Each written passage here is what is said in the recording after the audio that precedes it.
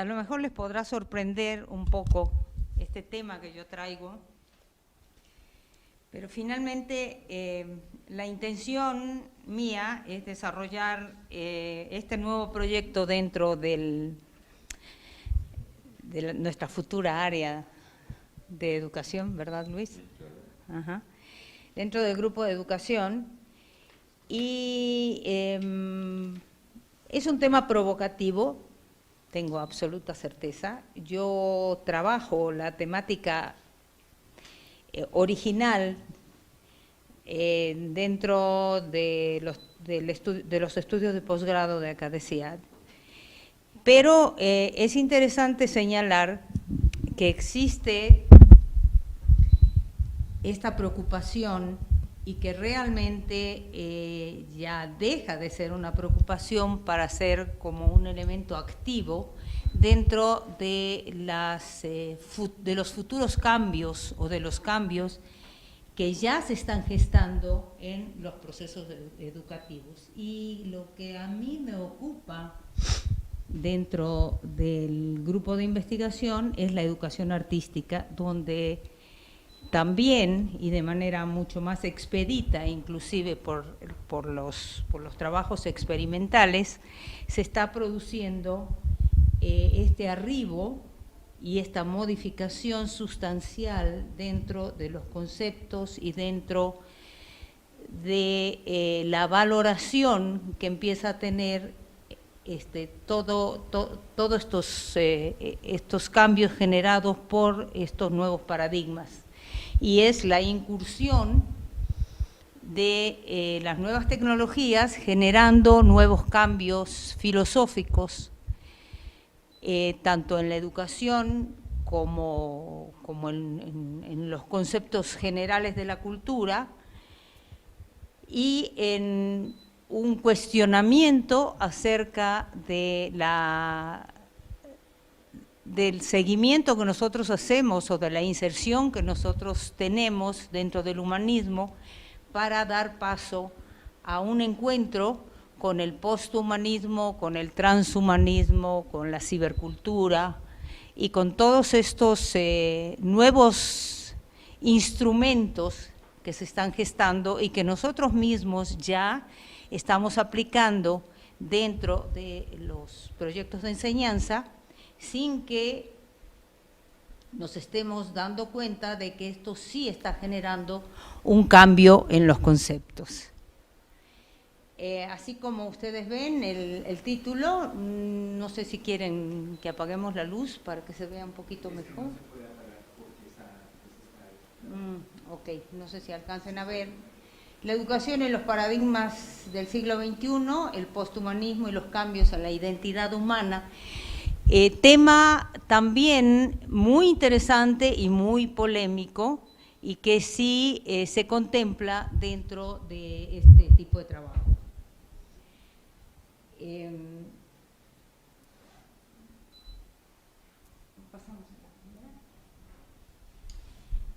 La educación artística, los paradigmas del siglo XXI, el posthumanismo y los cambios en la identidad. Pasamos a la siguiente. Y ahora me voy a concentrar unos minutos nada más en cuestiones que son muy conocidas para nosotros y que a lo mejor son redundantes, pero sí es importante empezar desde una definición, y que es, cuando hablamos de educación, ¿qué es la educación? La educación, de acuerdo al diccionario, es la formación destinada a desarrollar la capacidad intelectual, moral y afectiva de las personas de acuerdo con la cultura y las normas de convivencia de la sociedad a la que pertenecen. La escuela se ocupa también de la educación en valores, y la educación tendrá por objeto el pleno desarrollo de la personalidad humana en el respeto a los principios democráticos de convivencia. La educación finalmente es la transmisión de conocimientos a una persona para que ésta adquiera una determinada formación. Y esto lo estábamos viendo en las dos conferencias anteriores, donde ya se plantea, en lo que nos acaba de comunicar de manera muy eficaz Miguel, ya se plantean otros dilemas dentro de los procesos educativos y como otras, más que dilemas, otras minucias.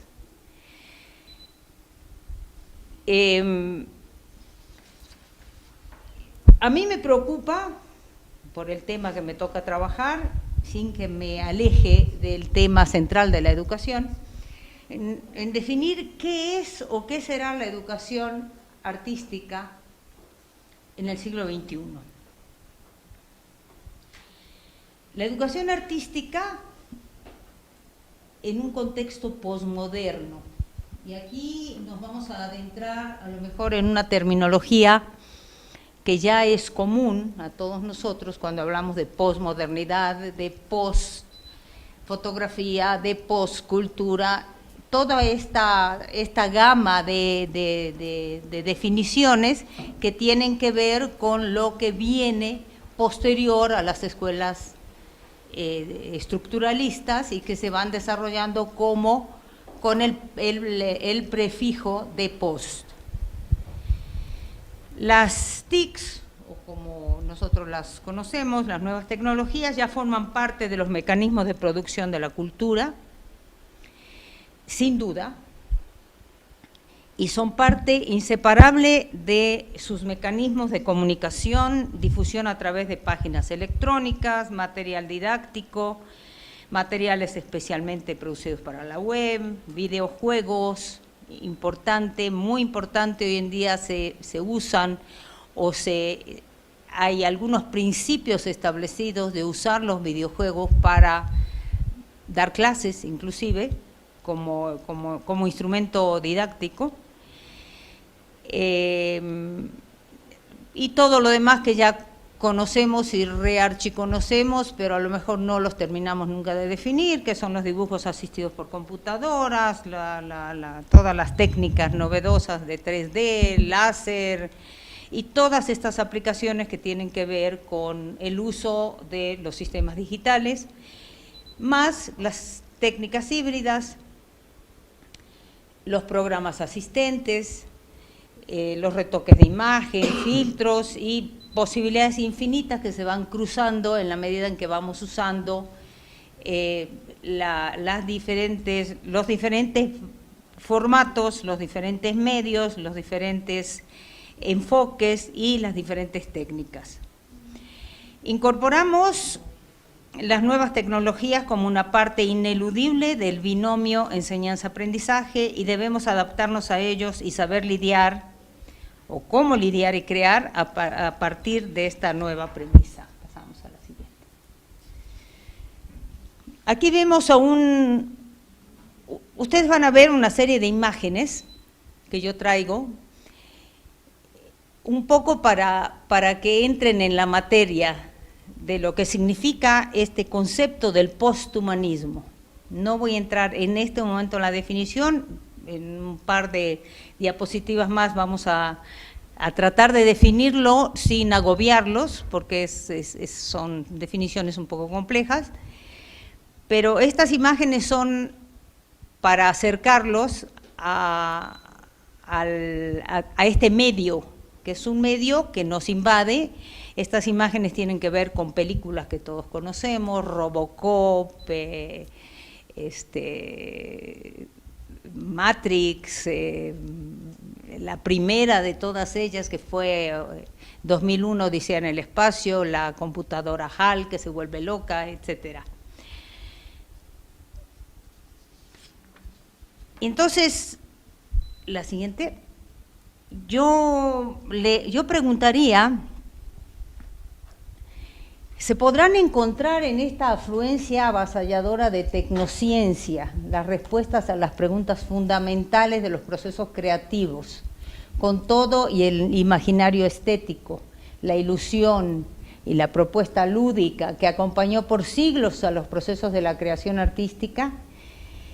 El proceso creativo también dentro del campo del diseño y cómo esto se adentra dentro de la problemática de la educación. Aquí la pregunta queda un poco, queda como pregunta y queda como planteamiento preocupante, que a lo mejor aquí los más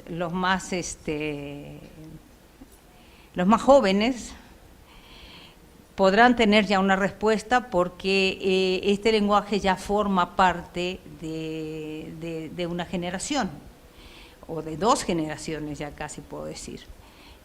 Y a lo mejor ya están las respuestas dadas, y a lo mejor en los nuevos instrumentos utilizados y en las nuevas propuestas y en los nuevos ensayos y experimentos y en los nuevos resultados obtenidos a partir de estos ensayos y experimentos, ya hay una respuesta acerca del imaginario estético, de la ilusión y de la propuesta lúdica, esta que ha acompañado por siglos a los procesos de la creación artística y de la manera como se incorporaron en el proceso de creación en los diseños.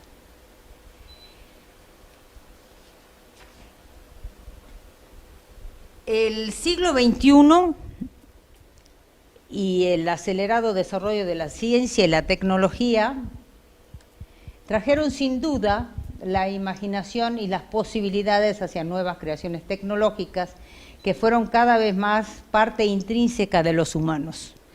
Hubo un momento en que era una situación muy ajena, cuando se inventó la primera computadora allá por los años 40 o finales de los 30, junto con la Segunda Guerra Mundial, aquellos aparatos enormes y que ayudaban a entender ciertos códigos que eran importantes para descifrar, no sé, la presencia de submarinos y eran aparatos que ayudaban a la tecnología de la guerra en ese momento.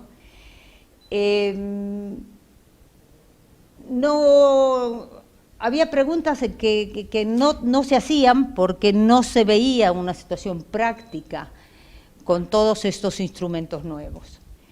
Pero el siglo XXI y los finales del siglo XX y este acelerado desarrollo de la ciencia han traído nuevas expectativas y nuevas posibilidades hacia nuevas creaciones tecnológicas que se fueron haciendo cada vez más cercanas a los humanos. ¿Qué sucede cuando se hacen cercanas a los humanos? Todavía no dejamos de lado la escuela humanista que nos formó, donde el hombre es el centro de todas las cosas.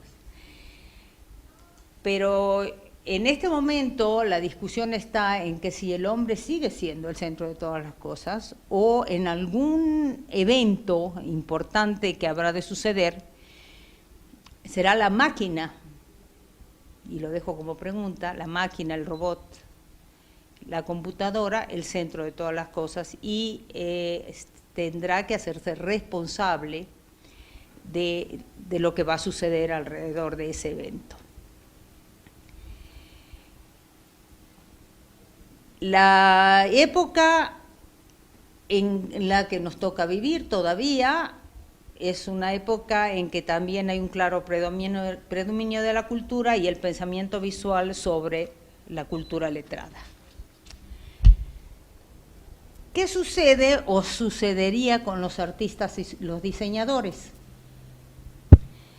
Y aquí hay una reflexión interesante. El sujeto se traslada a un binomio, el sujeto artista, el sujeto diseñador, a un binomio de ser interlocutores reales a transformarse en interlocutores perceptores virtuales. Y eso sucede. Los artistas y diseñadores de nuestro cercano futuro, o inclusive ya de nuestra actualidad, procesarán la información de manera muy diferente a la que se hacían décadas atrás. Y esto, yo creo, tenemos acá a Sergio, que nos puede contar. Me gustaría escuchar también algunas experiencias de los presentes, de los aquí presentes. ¿Cuál es la experiencia con las nuevas tecnologías aplicadas, en este caso, a los estudios que hizo Sergio y a las cosas que él conoce sobre el uso de las impresoras 3D y O sea, no estamos lejos y no me quedaría yo con la idea de que va a suceder, sino que son situaciones que se están dando en este momento e inclusive nosotros las estamos incorporando en el trabajo con nuestros alumnos. ¿Y qué cambios va a generar esto en la percepción? Es lo más importante.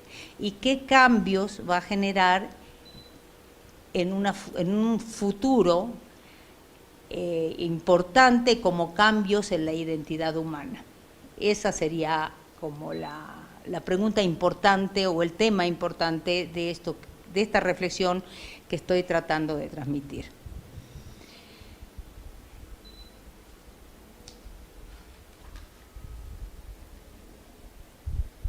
El modelo existente en la era industrial ya fue radicalmente afectado, o sea, aquello que conocíamos como tal ya no es, y la noción de trabajo ha sido modificada definitivamente, y hay nuevas alternativas.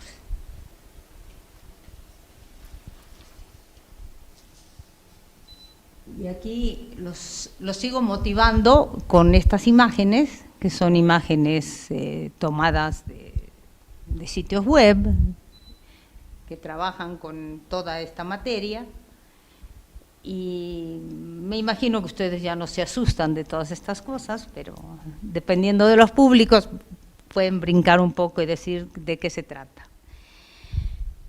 Hay una investigadora de Costa Rica muy interesante que yo la he seguido, se llama Gabriela Chavarría Alfaro, y ella tiene, de acuerdo a unos desarrollos teóricos que ella lleva a cabo y que están en un repositorio de la Universidad de Costa Rica, que dice así, que en los años 80 circulan en el mundo intelectual y académico occidental términos como deconstrucción, y hablábamos hace rato de los post, pero la deconstrucción viene después del estructuralismo, viene el deconstructivismo y después empiezan a generar todas las teorías post que vienen con, yo no les voy a dar acá toda una sesión de posmodernismo y de las teorías de posmodernismo, pero vienen ligadas a todas estas ideas del post.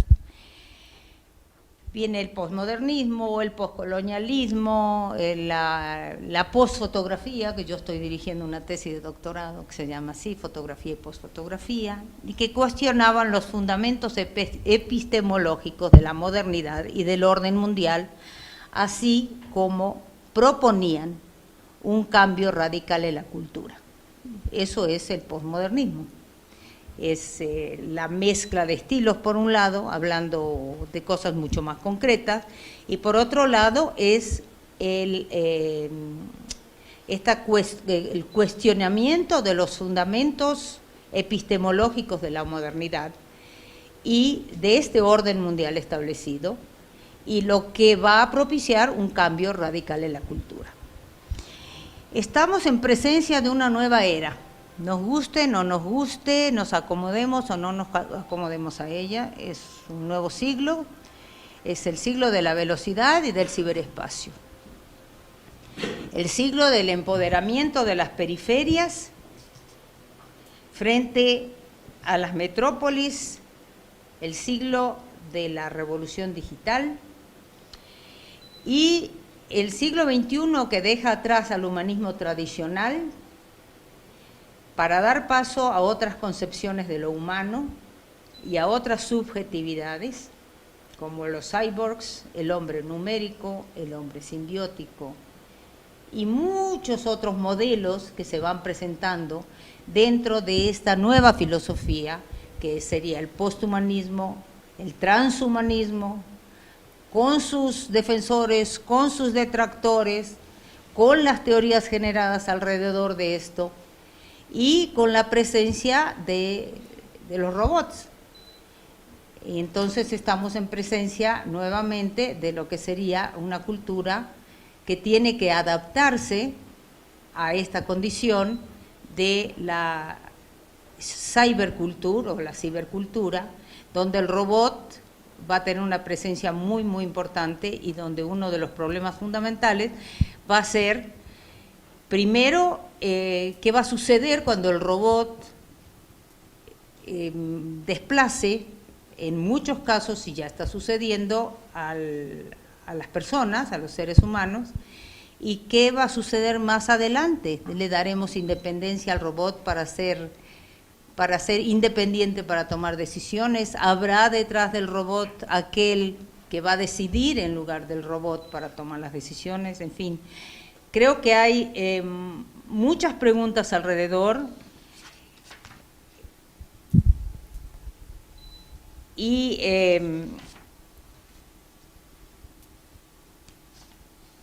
todavía no existen todas las respuestas. El autor Javier García Calandín, de la Universidad de Valencia, leí varios artículos de él y me dejó pensando en una reflexión importante que él hace en un texto que se llama Repensando la innovación educativa en y desde la filosofía, quien concluye que la innovación educativa supone un reto para la filosofía a la luz de los avances en la investigación educativa. Y yo estoy rodeada de compañeros, de colegas que trabajan con la investigación en la educación, y sí sería, no sé si lo podemos tomar como una recomendación, me parece importante adentrarse hoy en día en toda esta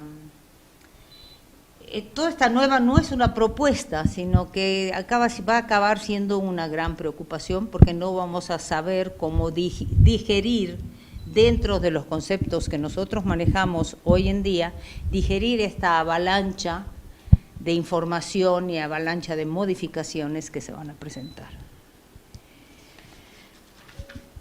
¿Qué es la innovación educativa?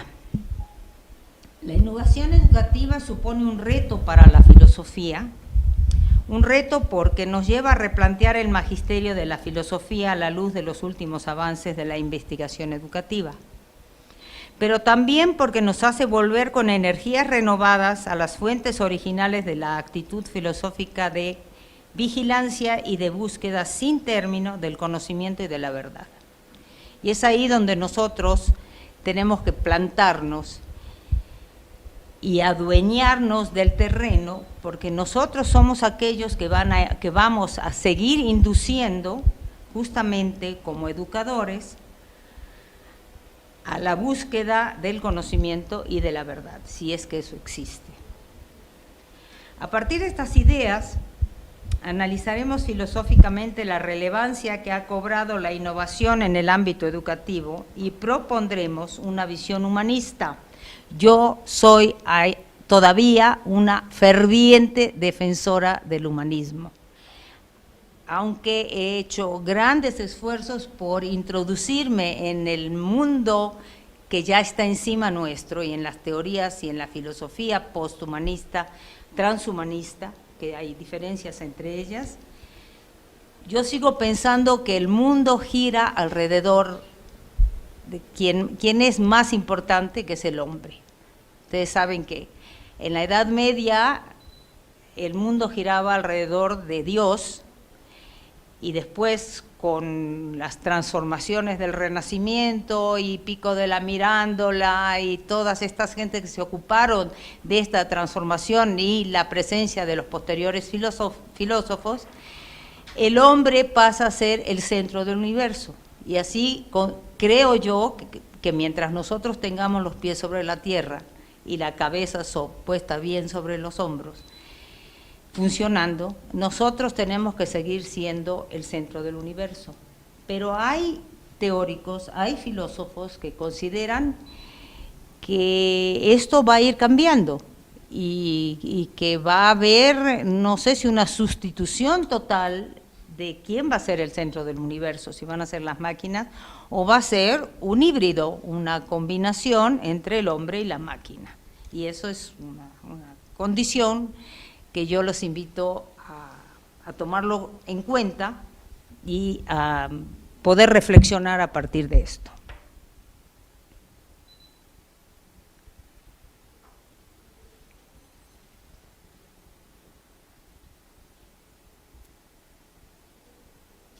A partir de estas ideas, entonces, analizaremos filosóficamente la relevancia que ha cobrado la innovación en el ámbito educativo y propondremos una visión humanista, no reductiva a las nuevas tecnologías, para entender la innovación educativa con especial significación para la labor educativa de esta misma filosofía educativa.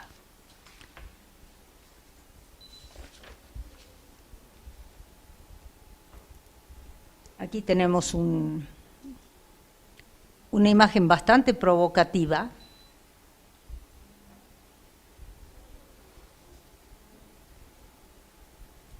No sé qué reverbera en la cabeza de ustedes en este momento viendo estas cosas. Me imagino que no es ninguna novedad, todo el mundo conoce, estamos muy familiarizados. Yo creo que los niños nuestros están más familiarizados con estas imágenes que nosotros mismos. Pero la preocupación es cómo incorporamos estas imágenes dentro de la educación y dentro de nuestra cotidianeidad educativa. Y de qué manera las vamos a convocar a que entendamos esta transfiguración y entendamos esta es una revolución. Hay algunos planteamientos teóricos que yo los invitaría a considerar, a contemplar, y que la mayoría de los teóricos del posthumanismo concuerdan que el ser humano es inseparable de la técnica y se modifica a sí mismo en relación con su entorno, en una relación que a la vez modifica su identidad. Sin embargo, hay divergencias en cuanto a la transformación que puede alcanzarse a través de las prácticas científicos-tecnológicas, ya que como exponen teóricos como Sloterdijk, como Hans Jonas, el tener poder para hacer algo no implica que haya que hacerlo. Y hoy más que nunca se requiere una reflexión sobre nuestra responsabilidad con el futuro, pues las posibilidades de dichas prácticas para transformar nuestro mundo y nuestra especie nos enfrentan a dilemas éticos, y recuerden esta palabra, que hubieran sido inimaginables en el siglo pasado.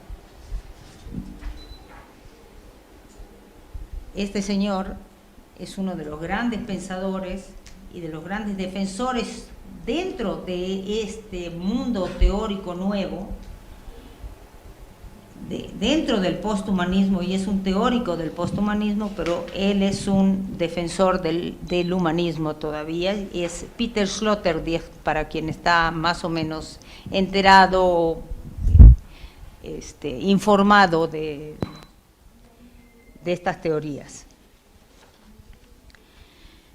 El potencial apocalíptico de la técnica, y aquí hay palabras así como muy pesadas, ¿no? El potencial apocalíptico de la técnica, su capacidad de poner en riesgo la pervivencia y la supervivencia de la especie humana, con la capacidad de echar a perder la integridad genética. Podría ponerse el micrófono, es que no se escucha. Podría ponerse el micrófono, es que no se escucha. Ok. La capacidad de echar a perder la integridad genética, modificarla arbitrariamente o incluso destruir las condiciones de su vida superior sobre la Tierra. Plantea la cuestión metafísica con la que la ética nunca se había confrontado anteriormente, y es si debe haber y por qué una humanidad, por qué ha de conservarse al ser humano como la evolución lo ha hecho, y por qué ha de respetarse su herencia genética, incluso porque debe existir la vida.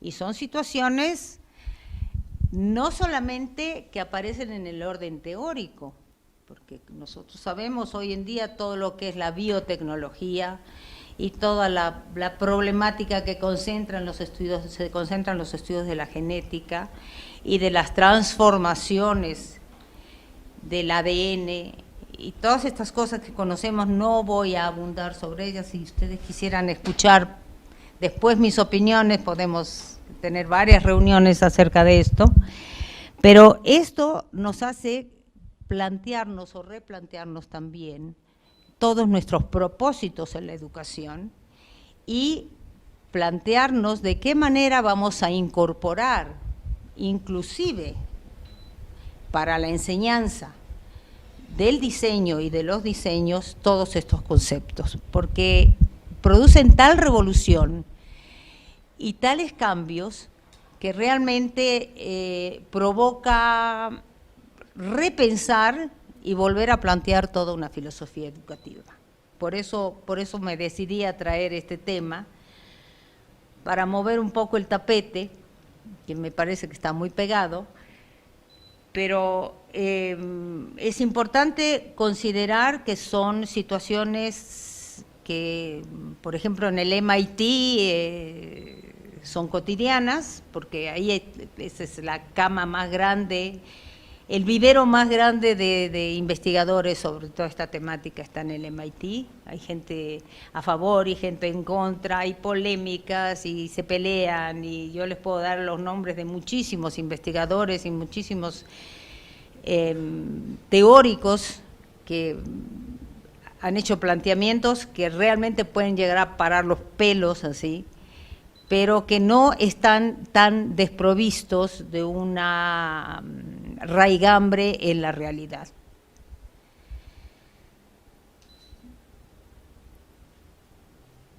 Y aquí hay una pregunta, ellos dicen, ¿por qué habrá de conservarse al ser humano como la evolución lo ha hecho? ¿Y por qué habrá de respetarse su herencia genética? Incluso dice, ¿por qué debe existir la vida?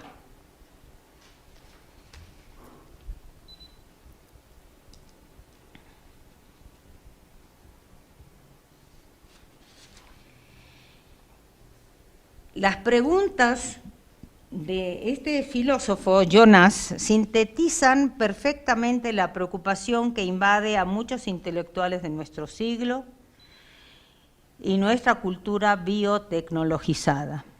Por un lado, la capacidad de poder realizar transformaciones no realizadas nunca antes sobre la naturaleza humana, sobre la naturaleza vegetal y animal, y por otro lado, el poco conocimiento que se tienen sobre las consecuencias futuras de esas transformaciones.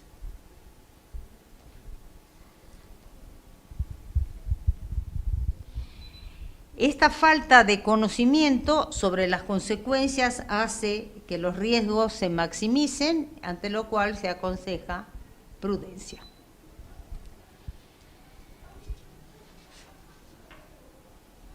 En la sociedad interconectada y dominada por la imagen en la que nos desenvolvemos, la educación artística es el medio más adecuado para mostrar cómo interpretar críticamente los mensajes que nos llegan. Y yo diría que en el diseño también.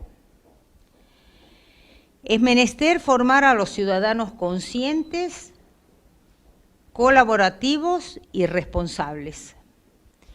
Enseñar a nuestros educandos a materializar sus propias ideas a través de producciones artísticas, en eso voy a insistir, y de diseño, que en muchos casos se utilizan justamente estas tecnologías como medios de expresión.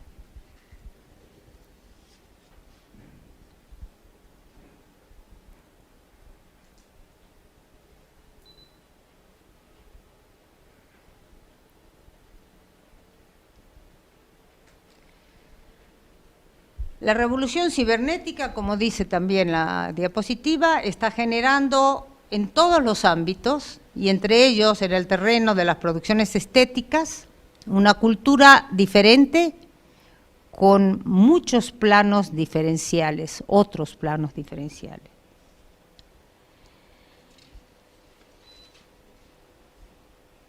Mi preocupación y mi propuesta es que habremos de propiciar que esta educación artística y educación para el diseño promueva hábitos de trabajo que cultiven la curiosidad, la imaginación, el trabajo en equipo, el respeto por los demás, la comunicación, la alfabetización digital, fundamental, que creo que sí se hace, la innovación y no dejar de lado nunca la creatividad.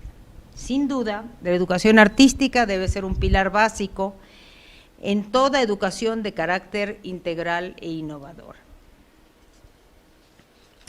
Cabe entonces preguntar, ¿serán las nuevas tecnologías catalizadoras de la cultura de una nueva sociedad y una nueva identidad?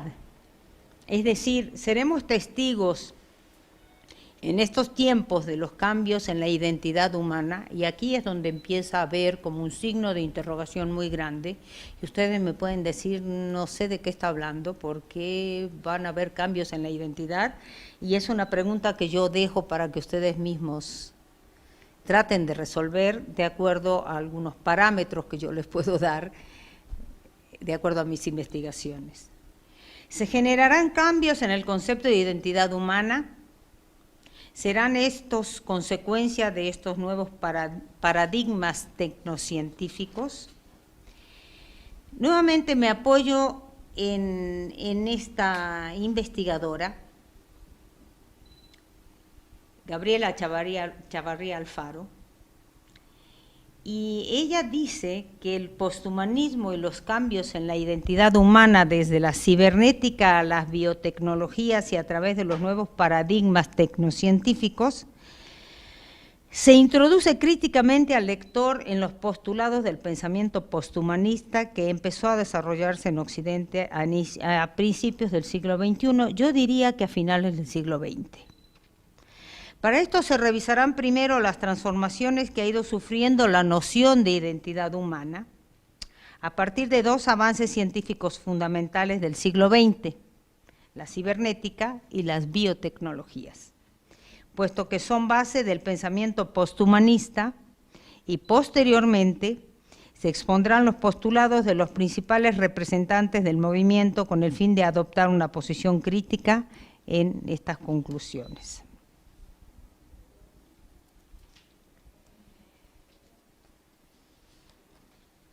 ¿Qué es la identidad humana y qué relación tiene con la cibernética y con las biotecnologías?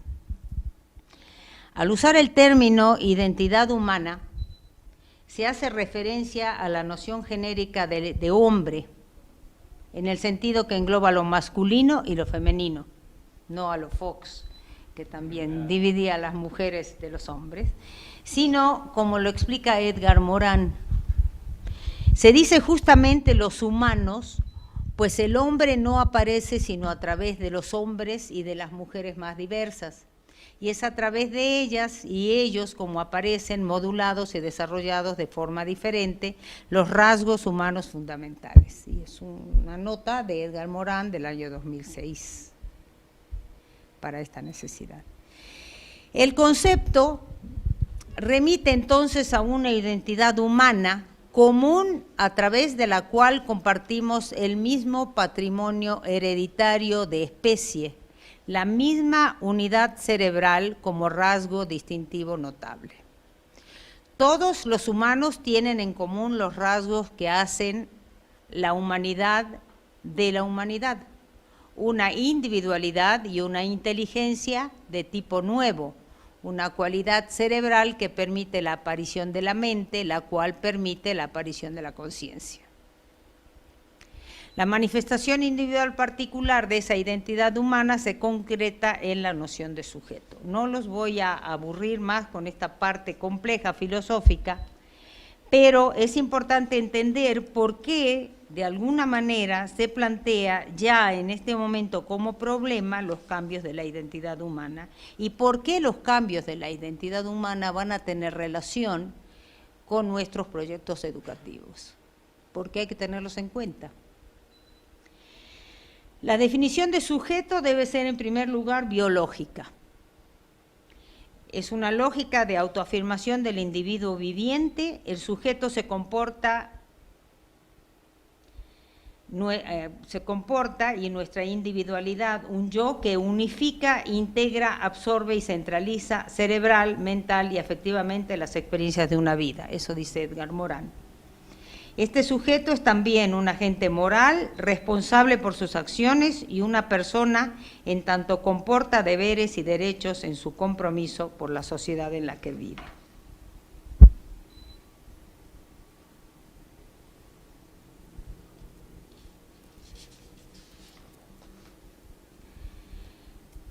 Creo que estamos un poco pasados de tiempo.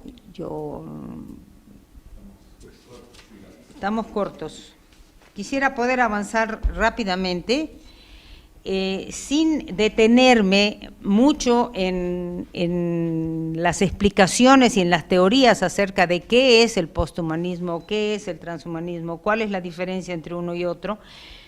Podrían ser temas que cada uno, de acuerdo al interés que esto despierte, podrían tratar de estudiar. Hay muchísimo material en la web. Pero es importante decir que cuando hablamos de la noción de sujeto y cuando hablamos de cambio de identidad, esta noción de sujeto es heredera de la Ilustración todavía, y muy particularmente de Rousseau y de Kant. Además, está en la base de la representación de la identidad humana que se encuentra en la Declaración Universal de los Derechos Humanos, donde se habla de la dignidad y el valor de la persona humana y que ha sido consenso para nuestra especie hasta hoy en día. Hay un librito que yo les recomiendo mucho que se llama De la dignidad humana, que es un libro post-renacentista de Pico de la Mirandola y que es justamente así, de la dignidad, habla de la dignidad del hombre, la dignidad del hombre. Es la que está en la base también de los humanismos antropocéntricos del siglo XX.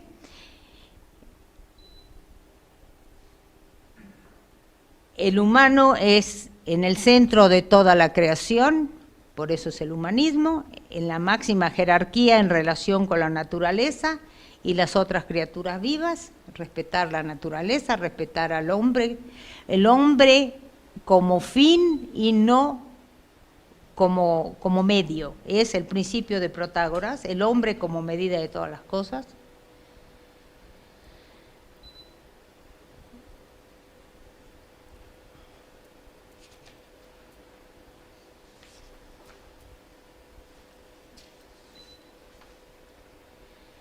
Y podemos entrar a preguntarnos cuestiones muy de futurismo, como preguntas de futurólogas.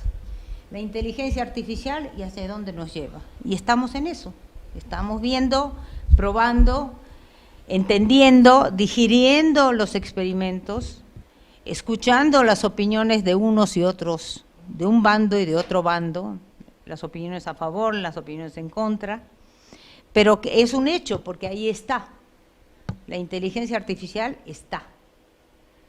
¿Y hacia dónde nos lleva?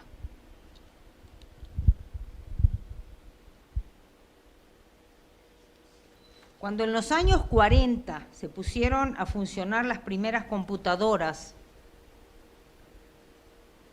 esos refrigeradores de metal llenos de bulbos, se les llamó cerebros electrónicos, ya que podían hacer sumas, hacían operaciones aritméticas muy elementales.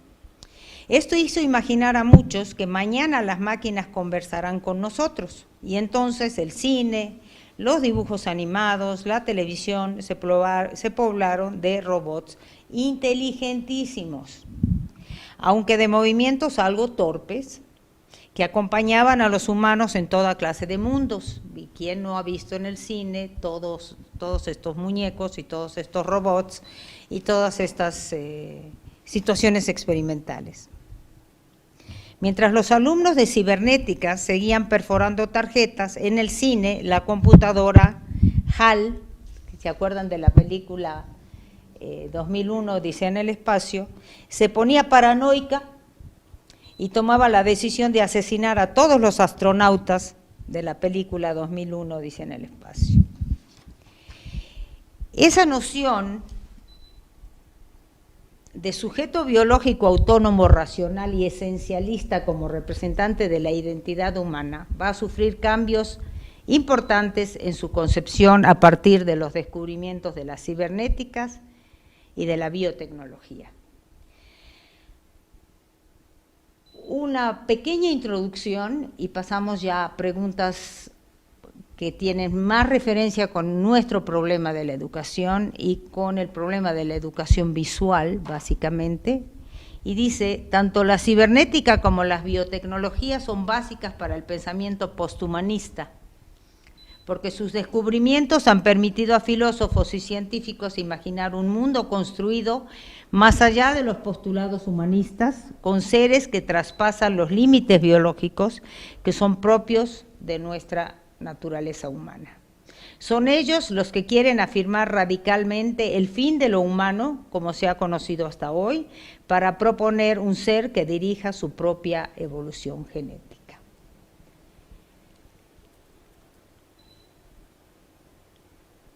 Eso es.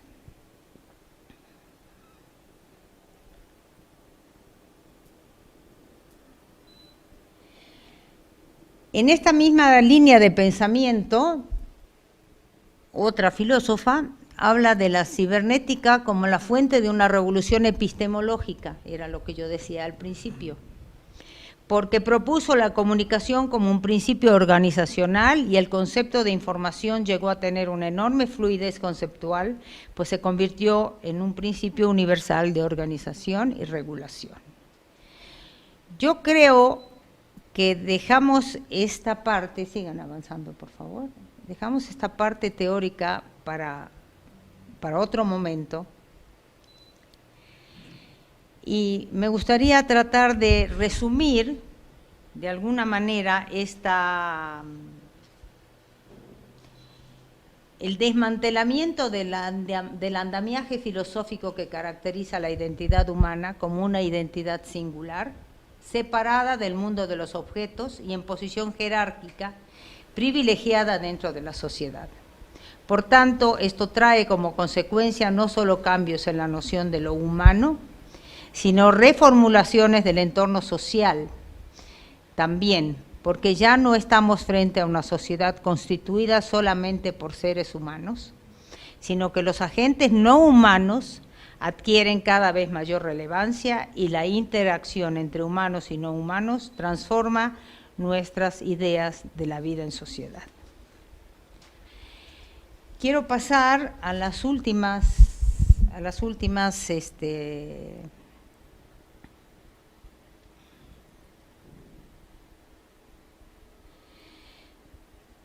son como, me gustaría dejarles, después de esto, exactamente, dejar como preguntas planteadas, que pueden ser introductorias para muchos trabajos, muchos estudios.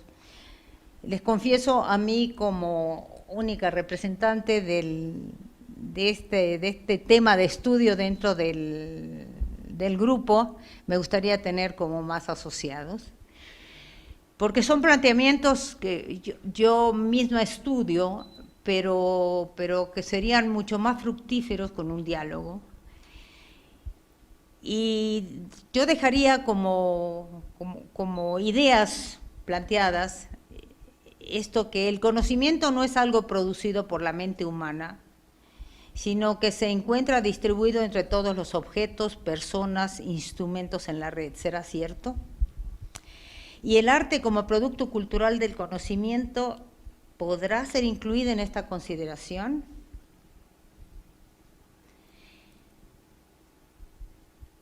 Los cambios se reflejan en la sensibilidad tradicional, influenciados por la nueva realidad circundante y con una nueva noción del espacio al introducirnos a un mundo virtual de simulación. Se podrán encontrar en esta afluencia avasalladora de tecnociencia las respuestas a las preguntas fundamentales de los procesos creativos, con todo y el imaginario estético, la ilusión, la propuesta lúdica que acompañó por siglos a los procesos de la creación artística. Esta intersección, hibridación e imbricación presenta como resultados cambios importantes en la sensibilidad y visión del mundo. Lo hiperreal, lo abyecto, lo siniestro, los aceptamos, los recibimos como de nuestra época, o lo vivimos como otras dimensiones estéticas siempre y cuando su procedencia tenga como origen el universo de lo nuevo tecnológico. Y piensen en los alumnos, yo que doy clases que tienen relación con cuestiones de la visualidad, de lo visual, de la creación de emblemas simbólicos, ¿cuántas veces no nos acercan ellos imágenes que tienen que ver con lo hiperreal, con lo abyecto, con lo siniestro?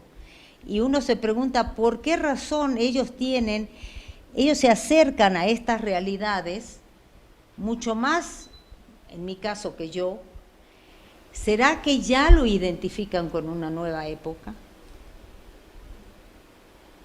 Hoy no se sabe aún cuáles son sus verdaderas dimensiones, lo heterogéneo, lo discontinuo, lo fragmentado, un poco lo que decías, Miguel. La simulación, lo aleatorio, lo diferente serán cada vez más visibles en las producciones estéticas. El simulacro y la simulación son los nuevos discursos ejes de esta sensibilidad contemporánea. Me parece terrible, pero es así. La cercanía de la ficción y la realidad perturban la percepción habitual. Sus recursos icónicos, al ser de procedencia tecnológica, han alterado la normalidad visual, estética y ética y por consecuencia la artística.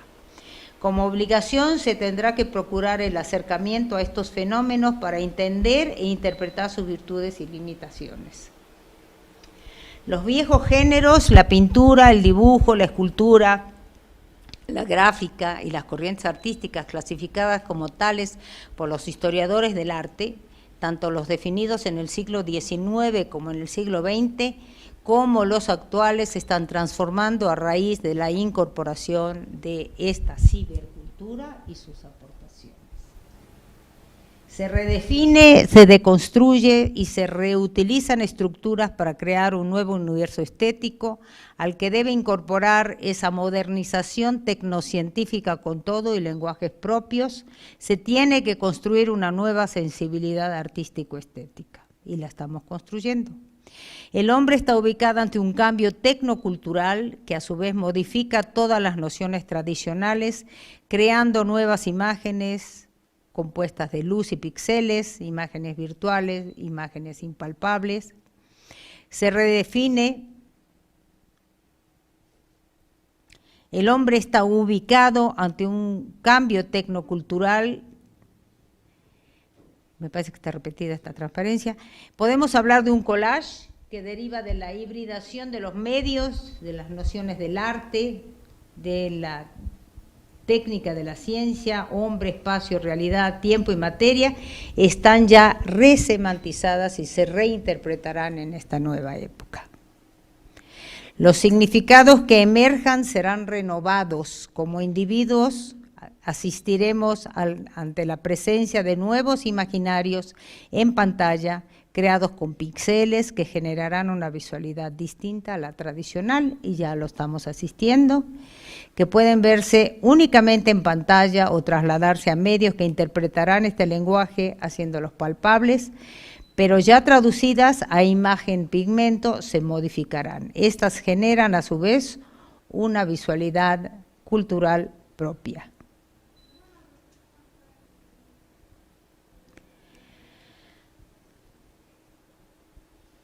Se establecerán se establecerá una cultura visual no conocida, la que a su vez cambiará las estructuras axiológicas, epistemológicas y estéticas.